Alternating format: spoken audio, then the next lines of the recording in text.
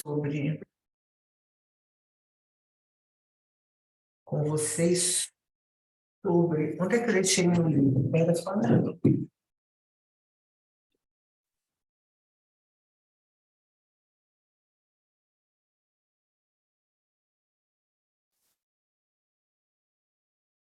Pronto, voltamos. Bom, então, assim, queridos, tenho refletido muito sobre o que eu tenho visto em muitas pessoas que têm constelado sobre a culpa que nós carregamos quando a gente começa a fazer algo diferente do nosso sistema familiar. E aí, essa semana, eu estava lendo esse livro aqui do Bert Hellinger, Meu Trabalho, Minha Vida, né? E tem um trecho aqui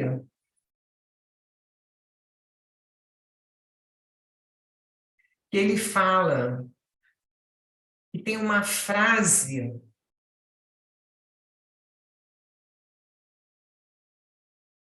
que nós precisamos falar para nossos antepassados, para trazer à tona a culpa que a gente sente por fazer diferente, por exemplo, família que não foi próspera, e aí você começa a prosperar. Família que foi muito doente, você começa a viver saúde, ou você tem saúde. Então, aquilo cria uma culpa. Família que as pessoas não conseguem se relacionar e você se relaciona afetivamente com muito sucesso. Então, qual é a culpa que você carrega? Semana passada eu estava falando para vocês sobre uma pessoa que eu atendi uma vez, que todas as mulheres da família dela não tinham sido bem-sucedidas nos relacionamentos afetivos. E ela tinha, digamos assim, sorte, né? Ela encontrou um homem muito bacana, muito legal, se casaram e ela se sentia muito feliz. Mas ela, nós vimos no atendimento que ela estava tentando de tudo para terminar o relacionamento, criando brigas, conflitos. Compreendem? O peso que é você fazer diferente. Hoje eu passei uma mensagem lá no outro grupo das constelações, aquele que a gente finalizou e migramos para esse, falando sobre pessoas que não conseguem sorrir, mesmo quando estão sorrindo, né? Aquele sorriso que não é um sorriso assim com a boca aberta, com os dentes aparecendo, né? Que é aquele sorriso, conquistou uma coisa, pessoa. Ali por trás, quando a gente vai ver, tem uma culpa pessoal.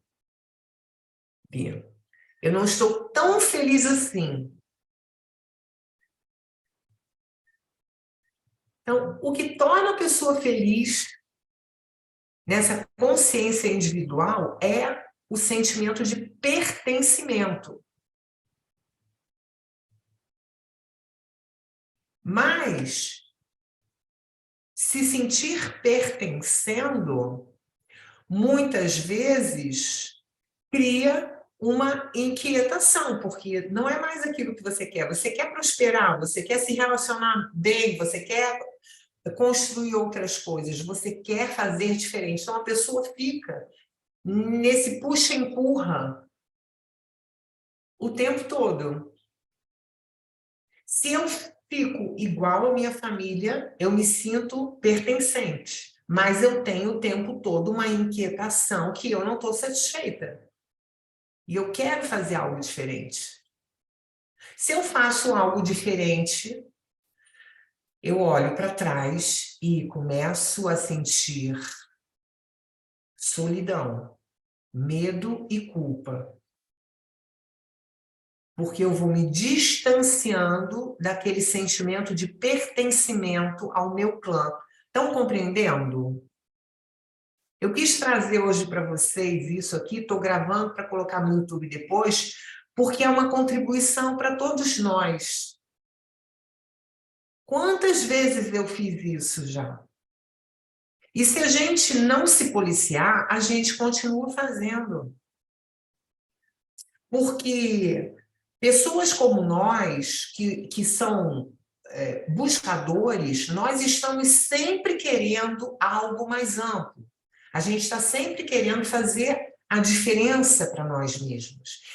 O tempo todo, eu estou estudando, eu estou conhecendo coisas novas, porque eu quero sempre crescer mais. E cada vez, então, eu vou me distanciando do meu clã. Porque, de qualquer forma, o nosso clã ele chegou até um ponto. E a vida continua. Não é isso? Se tivesse parado, ok, parou todo mundo aqui, tem uma cerca, parou todo mundo. Não, a vida continua e coisas que não haviam antigamente existem hoje. Então, nós temos que aprender coisas novas. Uma pessoa há 30 anos atrás, ela não precisava aprender a mexer em celular, porque não existia o celular. Hoje, uma pessoa já nasce sabendo a mexer no celular, não é isso? Isso vai sendo passado para a descendência. Então, a gente está sempre, os buscadores estão sempre ampliando o conhecimento, buscando ampliar a vida. Né? E então, nós batemos nesse teto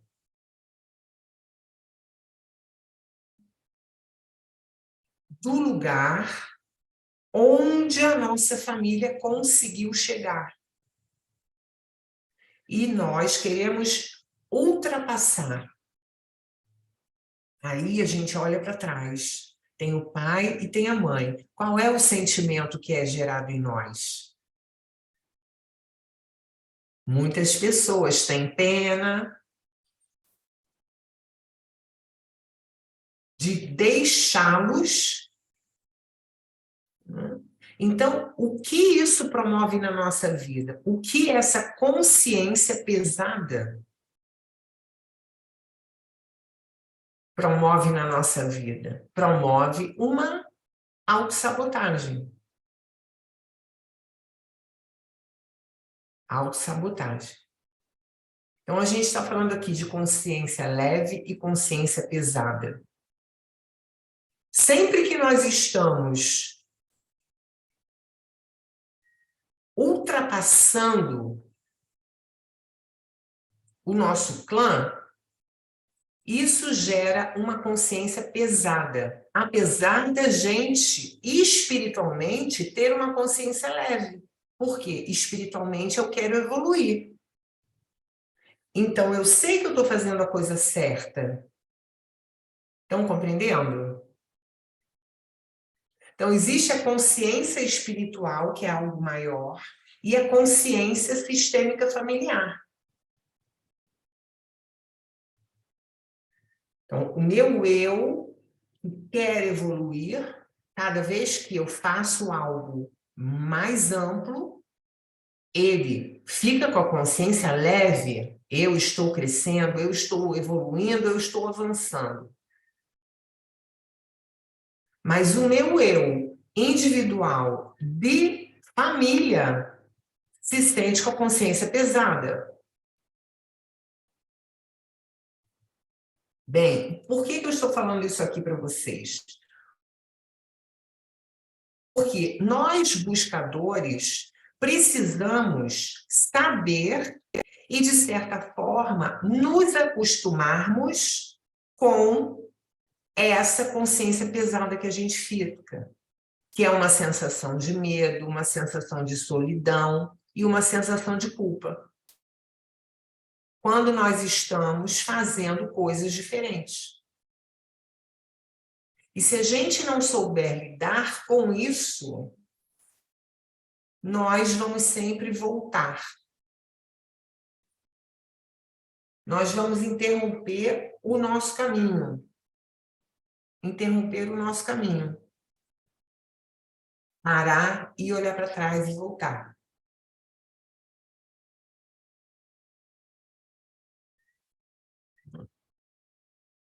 Nós fizemos aqui, sábado agora, a cerimônia espiritual com a ayahuasca também. E trabalhamos muito cura da criança interior e alinhamento ancestral e tudo isso. E depois a gente se reuniu, ontem segunda-feira a gente se reuniu numa Zoom para darmos feedback do trabalho. E teve uma moça que falou assim: eu vi perfeitamente o quanto tudo que eu estava fazendo na minha vida profissional, inclusive o meu doutorado, que eu entreguei nas mãos do meu pai. Papai, é para você. Então você pergunta, o que ela quer fazer? Não tem nada a ver com aquilo que ela estava fazendo. Então, por que uma pessoa faz para o pai? Né? No caso dessa moça, o pai não conseguiu fazer. Então, ela fica com a consciência pesada dentro do propósito de vida dela, que não é aquilo. Então, espiritualmente, ela fica com a consciência pesada. Mas no campo familiar, ela fica com a consciência leve. Papai, estou dando isso para você, com muito amor. Amor cego, né? Que é o amor que faz a gente levar um peso na nossa vida.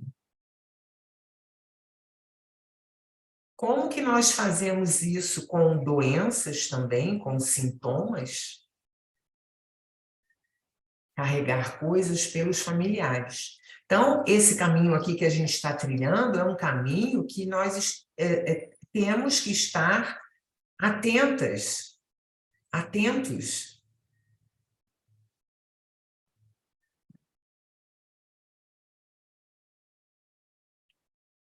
O Bert, ele fala em outras palavras sobre quebra de contratos. Vejam, aqui nós fazemos muitas quebras de contratos, né? Volta e meia a gente faz quebra de contrato, tá?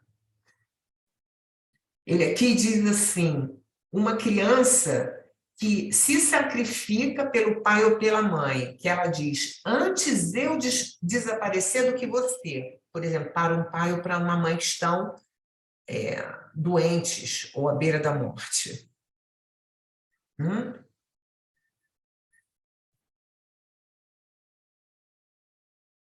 Por amor, o filho faz isso, o filho ou a filha faz isso. Né? Eu me lembro, por exemplo, quando eu tinha uns 9 anos, meu pai teve uma crise asmática muito forte, e ele achou que fosse morrer. E ele chamou todos nós, irmãos, no quarto, para se despedir da gente. E eu lembro que dentro da minha cabecinha, eu pensei assim, eu daria minha vida por você, papai. Eu pensei isso, eu não falei. Né?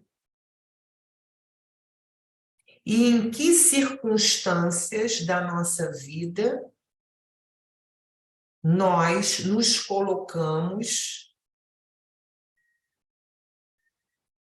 em um perigo, digamos assim, para salvar uma outra pessoa da família.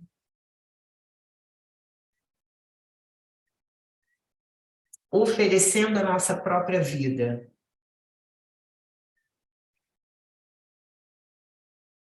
Isso nos deixa felizes, com a consciência leve, consciência familiar leve.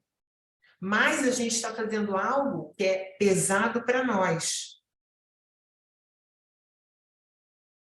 Tá? Eu queria trazer isso para vocês.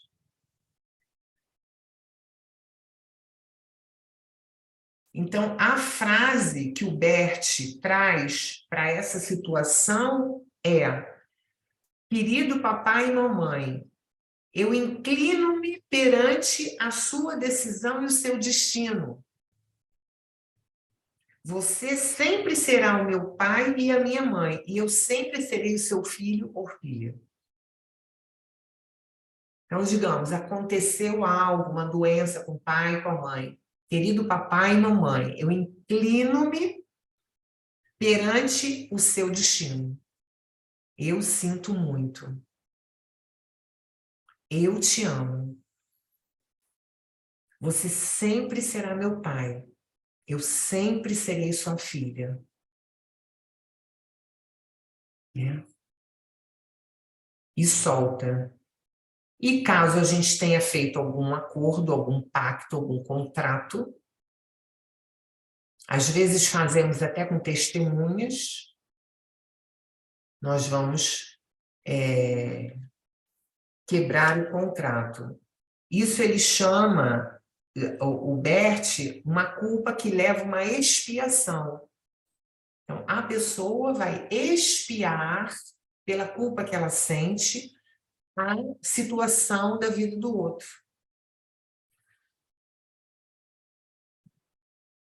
Por isso que é importante a gente olhar com as constelações familiares.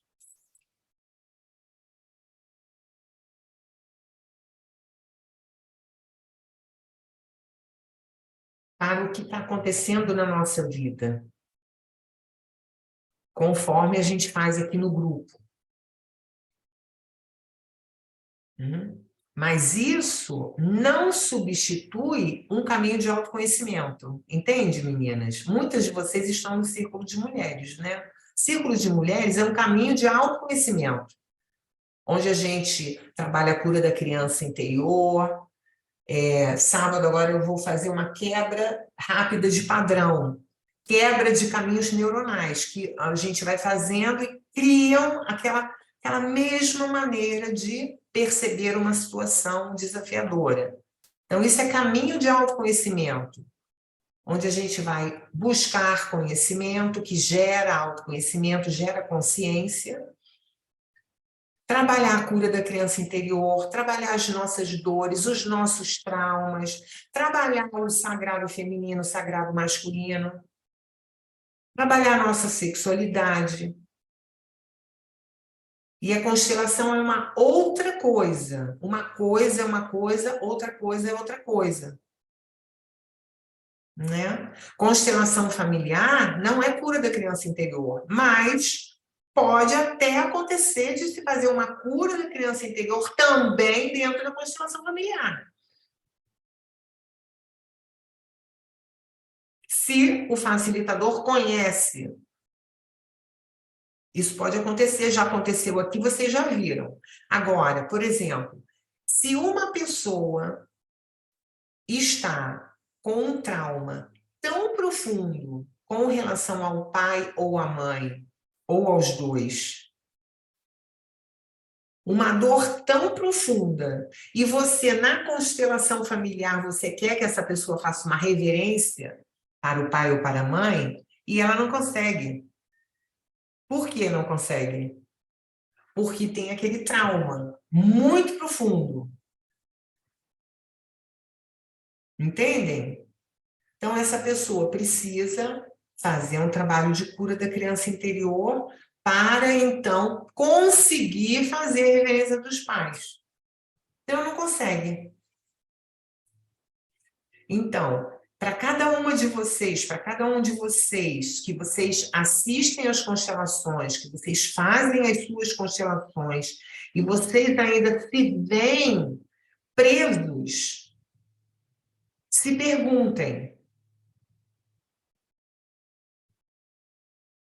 será que eu estou com a consciência, minha consciência individual pesada, porque, de alguma maneira, eu estou caminhando mais do que os meus familiares?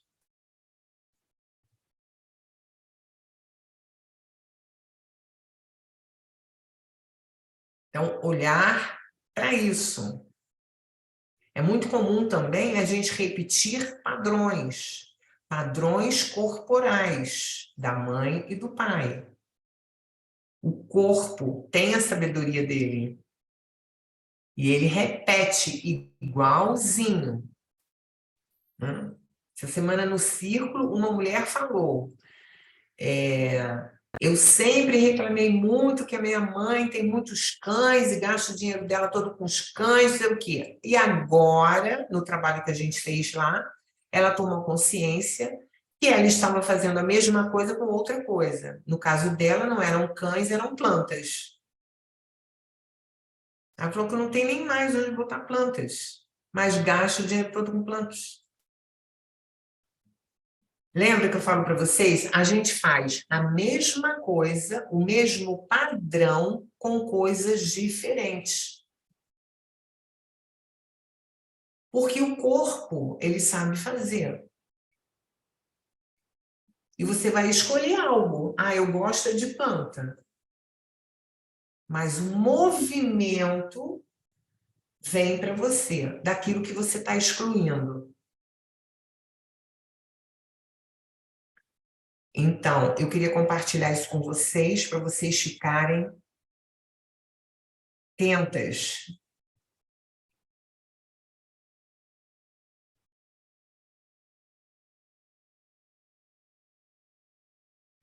Pessoas que querem fazer determinadas coisas e encontram muita resistência.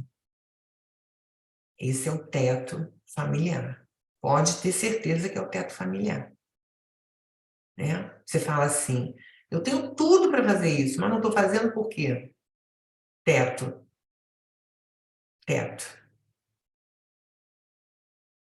Teto. Tá? E pensando nisso, que eu estou nessa... aconteceu também essa semana, muito interessante. Vocês sabem que o Sansão desencarnou, né? O Sansão desencarnou tem uns 12 dias. E a Bebel, ela machucou a patinha, ficou assada a patinha dela, ela foi no pasto, ralou em alguma pedra, algum lugar. E aqui nesse sábado que nós fizemos a trilha para o rio, ela foi com a gente, entrou no rio, nas pedras, subiu, desceu, aí assou, não era para andar tanto, ela andou, foi conosco, eu não me lembrei desse detalhe, deixei ela aí, e ela voltou, aí estava mancando, aí eu fui ver, estava tudo assado na patinha dela. E eu que levei na veterinária, ninguém conseguiu segurar ela, porque ela queria morder, e eu voltei para cuidar em casa. E fiquei de mandar fotografia do pezinho dela para a veterinária. Só que eu não conseguia virar o pé dela e tirar foto, né? Eu falei, bom, deixa. E fui fazer um alinhamento energético para isso. Quando eu fiz o alinhamento energético, a leitura do campo vibracional com alinhamento energético, apareceu a Bebel dizendo assim, podia ter sido eu ao invés dele. E eu, caramba, caramba. Isso é constelação familiar. Podia ter sido eu ao invés dele, porque você sentiria menos falta de mim. Então, eu entreguei tudo para um campo de pura luz, trabalhei, né, essa energia, e eu falei as frases de solução. Bebel, eu fico bem que você ficou. Eu amo você. Eu fico muito bem que foi você que ficou. E alinhei lá um campo. Bem, quando eu acabei, eu estava fazendo isso aqui fora na varanda. Quando eu acabei, eu fui na sala e ela estava deitada na caminha dela. E ela estava deitada com a patinha assim para cima. De modo que deu perfeitamente para eu fotografar e filmar a pata para mandar para o veterinário. E eu achei incrível que a Bebel nunca dormiu naquela posição. Então, vejam o que é o campo agindo. Bem, agora eu posso ficar boa, porque ela me ama e ela fica bem comigo. E vocês sabem que os cães, eles fazem coisas por nós também, né? Então, somando tudo isso, eu falei, caramba, eu estava lendo esse parágrafo do Bert anteontem. Aí ontem, segunda-feira, acontece essa coisa com a... E mais os feedbacks das participantes do retiro, né? Onde a gente podia constatar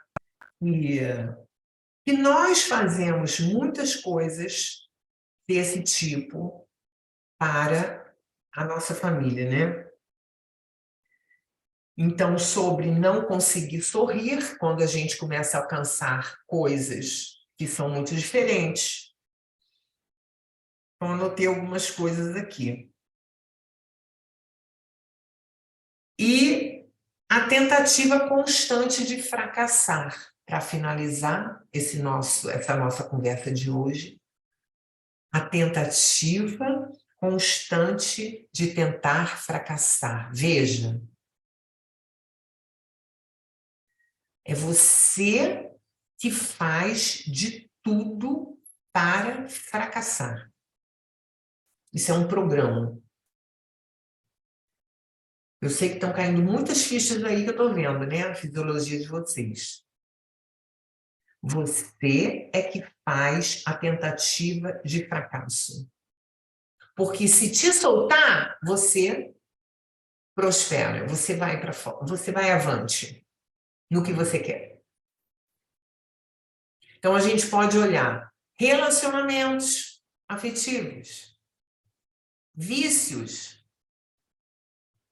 vida profissional, vida financeira, vida de prosperidade e abundância, vida de saúde.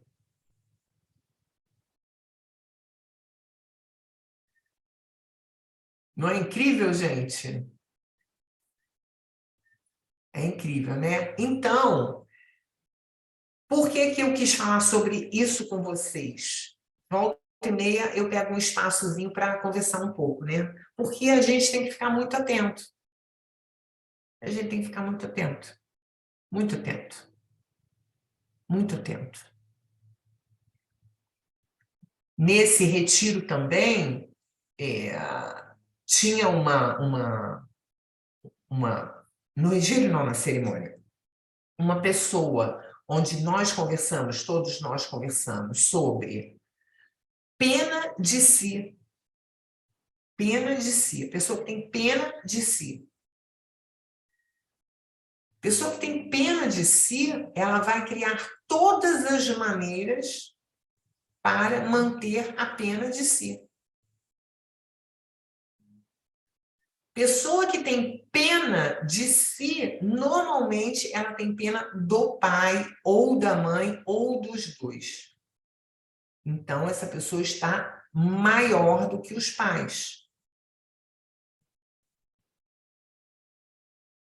Refletiram?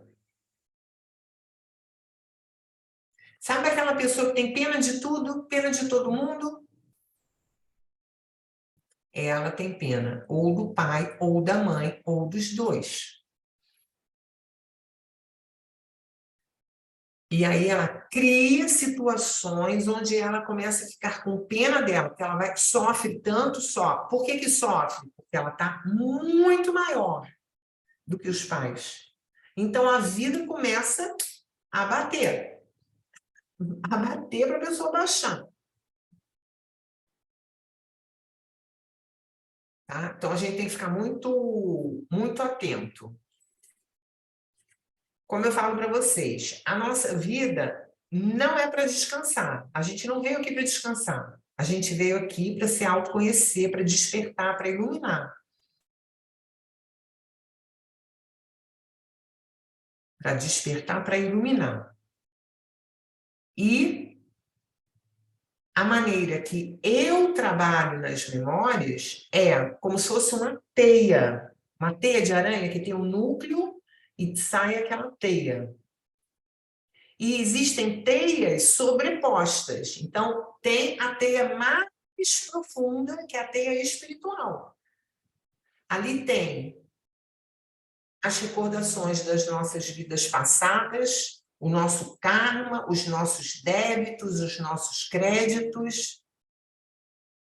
E com essa configuração dessa teia, nós vamos reencarnar e vamos para outra teia, que é uma teia mais baixa, que é uma teia que agora é outra teia que está aqui, a teia familiar. Então, tem os excluídos, tem a desordem hierárquica, tem a desordem no equilíbrio de dar e receber. Mas essa teia aqui do sistema familiar, ela é perfeita para essa teia espiritual, entendeu? Porque a gente tem um determinado conteúdo que a gente precisa daquela família especificamente para reencarnar. Well, né? E aí tem a terceira teia, digamos assim, que é a teia da criança interior, que é a teia da nossa história de vida. O que aconteceu com a minha vida desde a hora que eu estava sendo gerada no útero da minha mãe? Quando eu nasci, como foi meu parto, como foi minha infância, como eu me sentia? O que aconteceu na minha adolescência, na minha vida? Então, isso é outra teia. Então, a gente precisa pegar essas teias e trabalhar elas todas. Ai, dá até cansaço, né? Dá cansaço. Mas se todo dia a gente se olhar e primar por uma conexão com o divino, nós vamos ser orientados. Faça isso agora. Agora você faz assim, agora você faz assado. Procura fulano, procura Beltrana. Faz esse curso assim, lê esse livro assim. E a gente vai seguindo. E fiquem muito atentos sobre as distrações. Porque as distrações tiram a gente do foco que a gente precisa dar na nossa vida. Tá? Então, era isso que eu queria falar com vocês. Eu estou começando a desenhar aqui um workshop para falar exatamente sobre isso, para a gente limpar essas questões de bater nesse teto e ficar com essa culpa e não conseguir ultrapassar, né? Então, depois eu aviso para vocês lá pelo e-mail, né? Quem quiser participar. Eu quero fazer um dia inteiro. E também estou sentindo muita vontade agora de fazer workshop de constelações aqui em São Francisco Xavier, né? A voltar. Veio essa força muito forte. Então, eu fiz a primeira cerimônia de ayahuasca depois de 2 anos e meio. Foi uma coisa maravilhosa. E já agendei a segunda, que vai ser para eu acho que é dia 22 de julho, né? E está me vindo muito essa coisa muito forte de reunir agora as pessoas presencialmente para a gente trabalhar com constelações, né? Além do online. Então, eu queria falar isso para vocês, que mudanças estão acontecendo de novo, né? E esse é o risco que a gente tem quando a gente é livre. A gente acorda sem saber para onde que a gente vai e o que a gente vai fazer. Então, ouvindo as ideias, e a gente vai seguindo as ideias, e principalmente sentindo o amor, onde o amor fala mais alto, onde o nosso coração bate, onde quando a gente imagina, a gente se alegra, onde fica mais divertido e a gente vai experimentando, né? E tudo é caminho. O que dá certo é caminho, o que não dá certo é caminho também.